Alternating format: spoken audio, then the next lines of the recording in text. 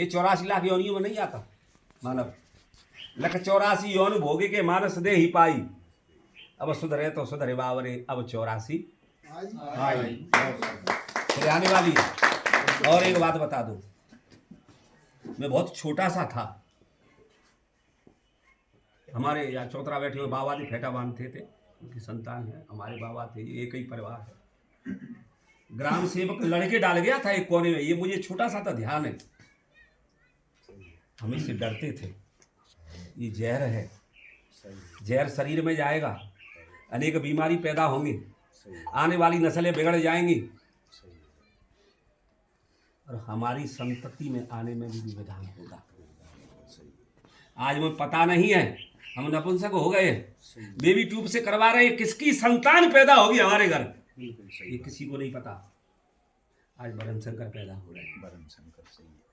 पहली बात तो मैं एक बात कहूँगा, सनातनी हम सब सही है, सनातनी बनने का प्रयास करो, सनातन के व्यक्ति से ही खरीदो, गैर व्यक्ति भी तुम में ऐसी चीज डाल कर देगा कि तुम नफ्सों को बन जाओगे। बढ़िया, सही बात है जी, बहुत बड़ी पहली बात। तीसरी बात, जैविक खाद। आज इनके लिए ना, इनको तो भगवान दौर बकत की रोटी देगा, इनका कोई स्वार्थ मत समझना, केवल इनका स्वार्थ ये है मानवता। ये भी संत है, जो समाज का कार्य करे वो संत, बिल्कुल, वो समाज की भलाई का कार्य करे वो संत। वेद से संत नहीं मानता मैं, सही है। इसलिए मेरा एक निवेदन है, एक एक दो बीघा जरूर हम जैविक खेती करें, नहीं पक्का करेंगे। कीटनाशक दवाई देने से बचें। आप कभी आश्रम पे आना हो तो पत्थर का काम फैला हुआ है, मेरा किचन गार्डन है वहाँ, उसमें कोई खाद नहीं डलता, नित्य की दे। आज से नहीं, मैं गया हूँ जब से, अब भी बैगन लग रहे हैं ऐसे ऐसे।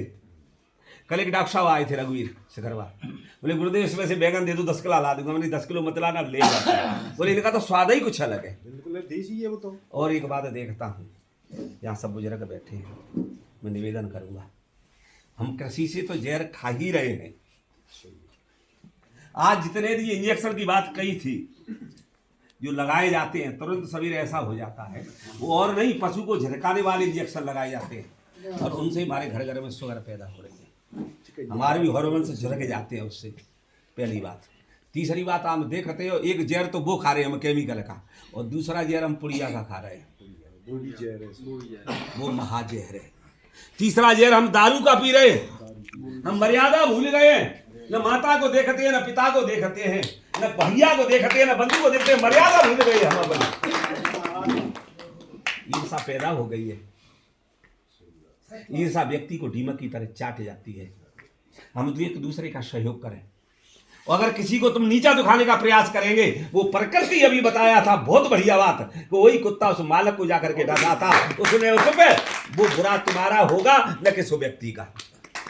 बुरा जो देखन में चला, बुरा न मिलिया कोई, और जो दिल खोजू अपना तो मुझसे बुरा न कोई। कहने हम अपनी बुराइयां दूर करें, कितनी बढ़िया बात थी। मैंने खुद इस कृषि में काम किया है, हम खेती को खुरपी से नहीं, सही है, केमिकल नहीं देते थे।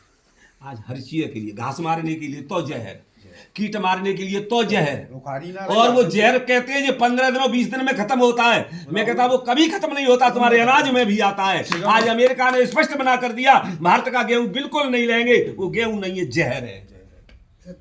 कौन लेगा? अपन कोशिश रही है कि सरकार ना भाव बढ़ाई रही, सरकार कैसे बस मैं ज्यादा नहीं कहूंगा, समझ रहे आप, कई देर से हमारे एक्सपर्ट बोल रहे हैं, कभी समय मिला के बताएंगे, समय का अभाव है, मुझे भी जाना है। आप बस एक चीज करिएगा, थोड़ा घाटा समझ लेना, लेकिन इस घाटे से समझौता कर लेना, लेकिन अपने स्वास्थ्य का, अपने बच्चों से प्रेम कर लेना, तो जैविक खेती करिए, सम्मत करिए। जीवन नहीं है तो कुछ नहीं है, और जीवन नहीं है तो कुछ भी नहीं है। काय के लिए जिएंगे हम? किसके लिए जिएंगे हम, जब आने वाली पीढ़ी नहीं होगी हमारी तो? माया का हुआ क्या फिर? इसीलिए आप 2 बीघा से स्टार्ट करिए, फिर अपना मेल मिलाइए, हमको कितना घाटा कितना बाढ़ है। और फिर मैं कह रहा हूं, आज आप तो जाति नहीं बाहर निकलिए, जितना जैविक खेती होती है उसका अन्न फल रस सब महंगा जाता है, कई गुना महंगा जाता है। स्वादिष्ट उसको हर एक लेने के लिए खरीदना तैयार मिल जाए वो। तो मेरा कहने का मतलब ये है, हम जैविक की ओर जाएं। आश्रम पे हमने भी 2 बीघा गेहूं यहाँ आ गया तो किया है उसको, और अपना अन्न खाइए, शुद्ध खाइए, शुद्ध विचार करिए। जैसा खाएंगे अन्न वैसा बनेगा मन, और जैसा पिएंगे पानी और वैसी बोलेंगे वाणी। खाने का बहुत फर्क पड़ता है। नहीं, हम हर जगह क्यों नहीं खाते? संत थोड़ी खाएगा गोलगप्पा वहाँ ठेला पे जाके, सही बात। वही मक्खी जाकर के मिष्ठा पे बैठ रही है, वही उस मिष्ठान पे बैठ रही है, उसी को हम खा रहे हैं। तो वो तो होगा। हर व्यक्ति के हाथ का नहीं खाना चाहिए। हम कथा के लिए जाते हैं, रसोईया साथ जाता है हमारा, साहब कहते थे हमको किचन और बर्तन चाहिए, हम तुम्हारे हाथ का नहीं बनाएंगे। पता नहीं वो माता किस अवस्था में होगी, तुम्हारी बुद्धि कैसी होगी, तुम कैसा खान पान करके आए होगे, उसका प्रभाव मेरी बुद्धि पे जरूर पड़ेगा। तो फिर ये जैविक का क्यों नहीं पड़ेगा? उसको तो हम रोज ही खा रहे हैं। तो साफ बुद्धि के रोए। सही बात है। बहुत बढ़िया बात है। फिर हम कहते हैं हमारी संतान हमारी सेवा नहीं करती है, कहीं करेगी। क्योंकि उसकी बुद्धि ठीक है ही नहीं। हाँ सर, जिस संत के लिए परमात्मा पैरों की तरफ खड़े होकर के प्रणाम करता है, आराम करता है। सही बात। वो भीष्म पिता कौरव मारे गए, सही है। पैरों की तरफ जाकर के खड़े होकर प्रणाम कर रहा है संत के लिए। सही है। परमात्मा और मिलाना मैं इसलिए नहीं, मैं संत हूं इसलिए नहीं, कह रहा हूं। बिल्कुल। परमात्मा जब जब धरा पे आया है, सत्य है, आपकी सत्य है, बिल्कुल सही। उन्होंने संतों का सम्मान किया है, हमेशा वो संतों और की जिसने संतों का विरोध किया है वो पतन की ओर गया है। पतन की ओर। जिसके नाम से पावन हुआ वाल्मीकि, और जहाँ राम जी गए उसके चरणों में मस्तक रखे हैं। मुनको राम दंडवत दीन कीना, आशीर्वाद विप्रवर दीना। उसके नाम से जाके पावन हुआ, वो नाम ही जाकर के प्रणाम कर रहा है। पैरों की तरफ खड़ा होकर के भगवान कृष्ण कह रहा है, पिता मैं तुम्हें प्रणाम करता हूँ। सही बात है। कन्हैया, तेरे अर्जुन ने मेरी दृष्टि को सीमित कर दिया है, थोड़ा सिराने आओ। सही बात। पहुंच गए। बोले मैंने जीवन में कुछ नहीं पूछा, आज मैं तुमसे कुछ पूछना चाहता हूं। किसी संत को 1 जन्म 2 जन्म 7 जन्म के याद होगा, मुझे 100 जन्म का याद है। सही। मैंने कोई पाप नहीं किया। व्यक्ति के शरीर में एक कांटा चुभ जाता है सही बात। तो इतना दर्द होता है, हजारों बाण लगे हैं, कितना होगा? इच्छा मृत्यु है, लेकिन तभी मैं प्राण नहीं त्याग रहा हूं। मुझे तो बता दिए पाप क्या किया मैंने। बोले बताऊं? मैंने पाप तो कोई नहीं किया, लेकिन तेने एक पाप देखा है। बोले क्या देखा?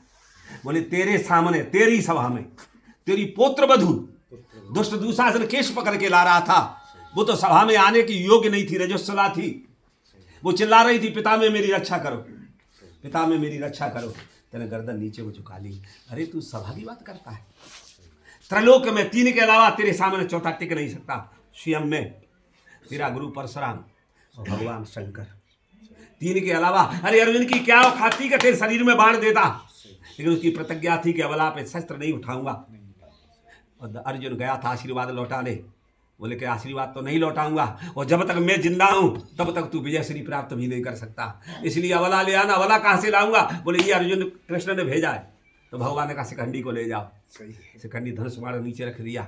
बोले बता ये पाप तूने क्यों किया? तो पितामह बोले उस पापी जर्जोधन का अन्न खाते खाते मेरी बुद्धि खराब हो गई। जैसा खाएंगे अन्न और जैसा बनेगा मन, और जैसा पिएंगे पानी और वैसी बोलेंगे। इसलिए अन्न को शुद्ध करिएगा।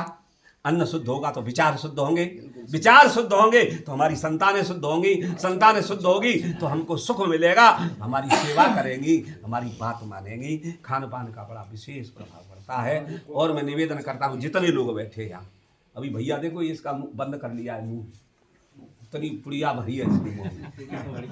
पहले ज्वाली खाने के बाद पशु करता था, और दिन भर वो ज्वाली करे तो पशु ही करता है। हम पशुता को छोड़े और मानवता को लाए। हमारा खान पान शुद्ध हो, हमारा तब विचार शुद्ध हो जाए। खाने पीने का बहुत बड़ा प्रभाव पड़ता है। इसी